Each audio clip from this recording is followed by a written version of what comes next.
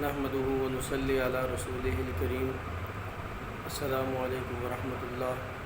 ناظرین گرامی، سامعین گرامی، جیسا کہ آپ کو معلوم ہے کہ ذی الحجہ کا مہینہ ابتدا کو ہے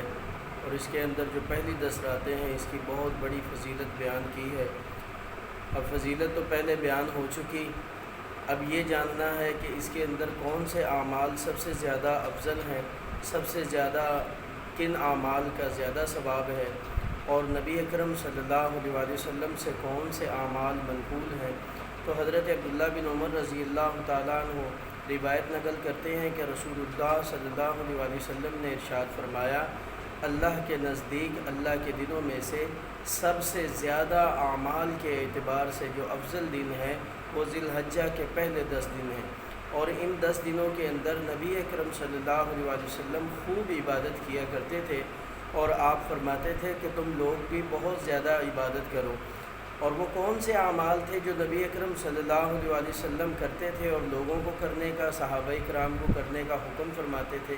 تو نبی اکرم صلی اللہ علیہ وسلم نے فرمایا کہ تم سب سے زیادہ اللہ کی تسبیح بیان کیا کرو، سبحان اللہ کثرت سے پڑھا کرو، الحمدللہ کثرت سے پڑھا کرو، اللہ اکبر کثرت سے پڑھا کرو، اور لا الہ الا اللہ کثرت سے پڑھا کرو۔ تو صحابہ کرام جہاں کہیں بازاروں کے اندر، گلیوں کے اندر، کوچوں میں، گھروں کے اندر، ہر جگہ ان کلمات کی کثرت کرتے تھے، اور نبی اکرم صلی اللہ علیہ وسلم نے اس کے بارے میں یہ بھی ارشاد فرمایا کہ تم میں سے ہر صحابی کو یہ چاہیے، ہر امتی کو یہ چاہیے کہ احد پہاڑ کے برابر عمل کیا کرے۔ تو صحابہ کرام نے عرض کیا کہ یا رسول اللہ، احد پہاڑ کے برابر عمل کون کر سکتا ہے؟ تو اللہ کے نبی صلی اللہ علیہ وسلم نے ارشاد فرمایا، تم میں سے ہر بندہ احد پہاڑ کے برابر عمل کر سکتا ہے۔ تو نبی اکرم صلی اللہ علیہ وسلم نے یہ ارشاد فرمایا کہ جو بندہ ایک مرتبہ سبحان اللہ پڑھتا ہے تو اس کا ثواب احد پہاڑ سے زیادہ ہے۔ جو بندہ الحمدللہ ایک مرتبہ پڑھتا ہے تو اس کا ثواب بھی احد پہاڑ سے زیادہ ہے۔ جو بندہ اللہ اکبر ایک مرتبہ پڑھتا ہے اس کا ثواب بھی احد پہاڑ سے زیادہ ہے، اور لا الہ الا اللہ جو بندہ پڑھتا ہے اس کے ثواب سے روئے زمین کو آسمان تک نیکیوں سے بھر دیا جاتا ہے۔ اور نبی اکرم صلی اللہ علیہ وسلم نے فرمایا کہ تم 100 مرتبہ سبحان اللہ، 100 مرتبہ الحمدللہ، 100 مرتبہ اللہ اکبر اور 100 مرتبہ لا الہ الا اللہ پڑھا کرو۔ تو صحابہ اکرام نے پوچھا کہ یا رسول اللہ، اس سے ہمیں کیا ملے گا؟ تو نبی اکرم صلی اللہ علیہ وسلم نے فرمایا، جو بندہ 100 مرتبہ سبحان اللہ پڑھتا ہے تو اس بندے کو اتنا اجر و ثواب ملتا ہے جیسا کہ اس بندے نے اسماعیل علیہ السلام کی اولاد میں سے 100 غلام آزاد کر دیے۔ اور جو بندہ الحمدللہ 100 مرتبہ پڑھتا ہے وہ بندہ ایسے ہے جیسے کہ اس بندے نے 100 گھوڑے بما سامان کے جہاد فی سبیل اللہ کے لیے دے دیے اور وہ قبول ہو گئے۔ اور جو بندہ 100 مرتبہ اللہ اکبر پڑھتا ہے اس بندے کے لیے اتنا اجر و ثواب ملتا ہے کہ اس کو 100 اونٹ اللہ کے نام پر قربان کرنے کا ثواب دیا جاتا ہے، اور 100 اونٹ ایسے کہ جن کی قربانی قبول ہو چکی۔ اور جو بندہ لا الہ الا اللہ پڑھتا ہے اس بندے کے لیے زمین و آسمان کے تمام خلا کو، روئے زمین سے لے کر آسمان تک تمام خلا کو نیکیوں سے بھر دیا جاتا ہے۔ ایک مرتبہ کلمہ سچے دل سے جو پڑھتا ہے اس بندے کو اتنا اجر و ثواب ملتا ہے کہ جیسا کہ روئے زمین ساری نیکیوں سے اس کے لیے بھر دی گئی۔